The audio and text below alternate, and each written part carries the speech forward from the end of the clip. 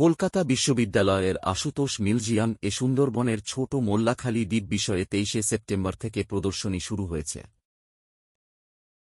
দারিদ্র্য, বঞ্চনার পাশাপাশি সুন্দরবনের সংগ্রাম, শিল্প, ঐতিহ্য সবটাই তুলে ধরার উদ্দেশ্যে এই প্রদর্শনী চলবে আগামী শুক্রবার ২৭ সেপ্টেম্বর সকাল ১১টা থেকে বিকেল ৪:৩০ পর্যন্ত।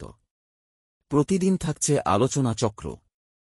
ছাত্রছাত্রী, সুন্দরবনবাসী, বিশেষজ্ঞ সবাই মিলে খুঁজছেন স্থায়ী উন্নয়নের প্রকৃত পথ।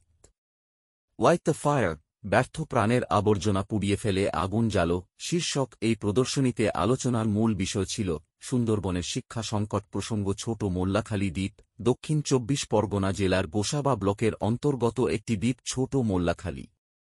অনুষ্ঠানে ছিলেন কলকাতা বিশ্ববিদ্যালয়ের রেজিস্ট্রার দেবাশিস দাস, মিউজিয়ামের কিউরেটর দীপক কুমার বরপণ্ডা, অধ্যাপক সঞ্জিত জোট্টা, সৌমেন গাঙ্গুলি, প্রাক্তন police officer Arindam Acharya, state bank of ইন্ডিয়ার আধিকারিক আনন্দ বিশ্বাস সহ অন্যান্যরা।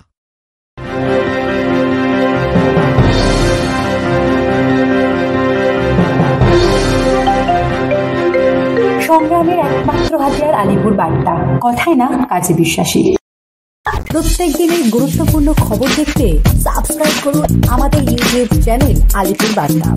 আর নতুন নতুন আপডেট পেতে অবশ্যই বেল আইকনটি প্রেস করুন।